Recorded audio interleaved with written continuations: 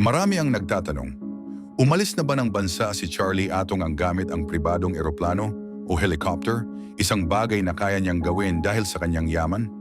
Ayon sa mga awtoridad, mahigpit na minomonitor ang mga paliparan at iba pang exit points upang alamin ang posibilidad na ito. Gayunman, batay sa mga record at patuloy na pagsusuri, wala pang ebidensyang nagpapakitang umalis siya ng Pilipinas at pinaniniwalaang nasa loob pa rin siya ng bansa sa gitna ng patuloy na paghahanap ng mga tagapagpatupad ng batas. Si Atong Ang ay naging sentro ng isang malawakang manhunt matapos maglabas ng warrant ang isang korte sa Santa Cruz, Laguna laban sa kanya at 17 iba pa kaugnay ng pagkawala ng isang grupo ng mga sabongero. Well, ang mga akusasyon ay may kinalaman sa umano'y sa pilitang pagkuha sa kanila na mga kasong itinuturing na mabigat ng mga awtoridad. Sa ngayon, lahat ng 17 akusado, maliban kay Ang, ay nasa kustudiya na ng mga awtoridad. Kabilang sa mga ito, ang ilang dating miyembro ng law enforcement at mga sibilyan. Sa kabila nito, nananatiling hindi pa rin nahahanap si Ang kahit pa pinaigting na ang operasyon para maihatid sa kanya ang kautusan ng korte.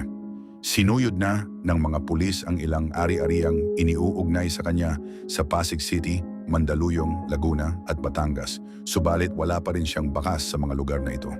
Naglabas ng paalala ang Philippine National Police sa publiko, lalo na sa pamilya, kaibigan at mga kakilala sa negosyo ni Ang na huwag magbigay ng kanlungan, tulong o maling impormasyon na maaaring makasagabal sa patuloy na operasyon. Sinabi ng acting PNP chief na ang sinumang mapapatunayang tumutulong kay Atong ay maaaring managot sa ilalim ng batas. Ayon sa mga opisyal, inaasahang maaaring gamitin ni Ang kanyang malawak na koneksyon at pinansyal na kakayahan upang umiwas sa awtoridad.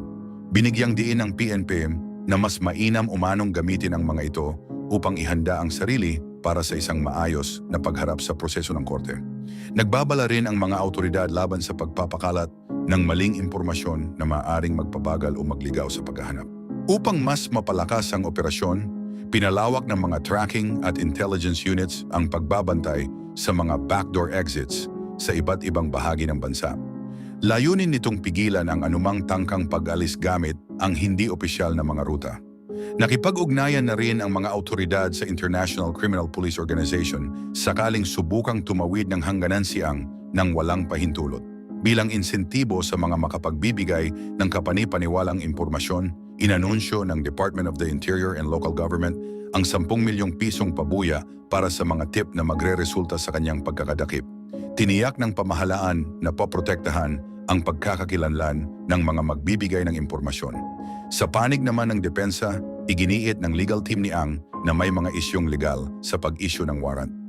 Ayon sa kanyang abogado, may mga proseso umanong hindi lubusang nasunod at may mga ebidensyang dapat pang masusing suriin.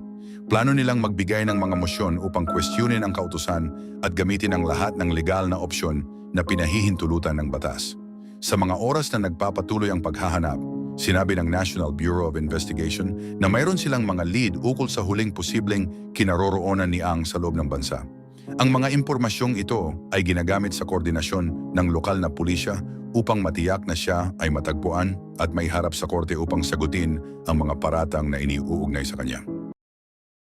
Isang regional trial court sa Santa Cruz, Laguna ang nagsagawa ng isang mahalagang aksyon sa isa sa mga pinakamasusing sinusubaybayang legal na usapin sa bansa matapos maglabas ng arrest order laban sa negosyanteng si Atong Ang at 17 iba pang individual. Ang kautusan ng korte ay may kaugnayan sa mga reklamong isinampa kaugnay ng matagal ng investigasyon sa pagkawala ng ilang mga mahilig sa sabong na sa loob ng maraming taon ay nanatiling walang malinaw na kasagutan. Ayon sa korte, ang mga paratang ay tumutukoy sa seryosong uri ng unlawful restraint at mga kaugnay na aksyon at malinaw na nakasaad sa dokumento na hindi pinapayagan ang pansamantalang kalayaan sa kasong ito.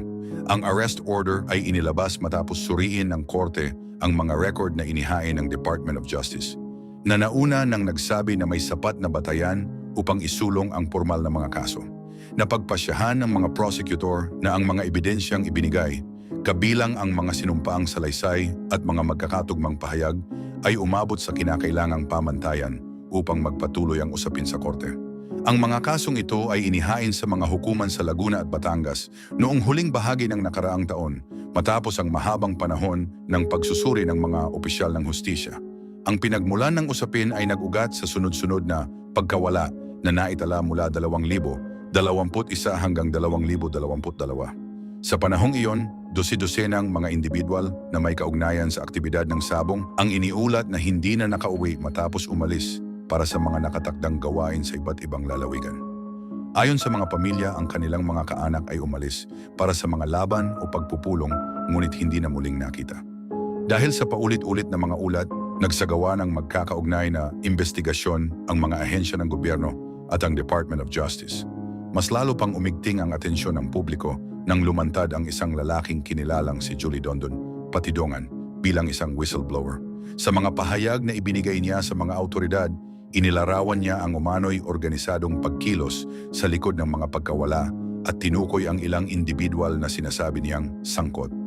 Ang kanyang testimonya ay naging mahalagang bahagi ng mga dokumentong sinuri ng mga prosecutor. Bagamat iginiit ng mga opisyal na ang kanyang mga pahayag ay kailangang beripikahin, kinilala rin nila na ang kanyang kooperasyon ay nakatulong upang umusad ang investigasyon matapos ang mahabang panahon ng limitadong progreso. Si Atong Ang, nakilalang personalidad sa industriya ng sabong, ay paulit-ulit na itinanggi ang mga paratang. Sa pamamagitan ng mga pahayag sa publiko at ng kanyang mga abogado, iginiit niyang wala siyang kinalaman sa pagkawala ng mga sabongero. Inilarawan niya ang mga aligasyon bilang gawa-gawa lamang at iginiit na siya ay hindi makatarungang nadadamay.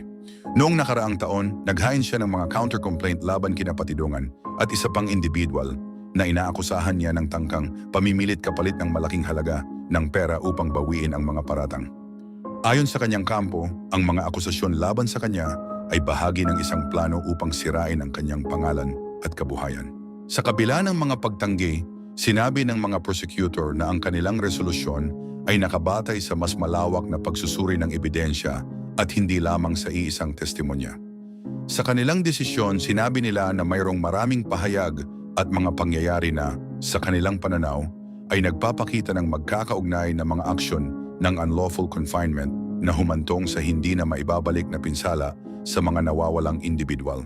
Kasama sa mga isinampang kaso ang ilang bilang ng serious illegal detention at unlawful restraint na may mabibigat na resulta.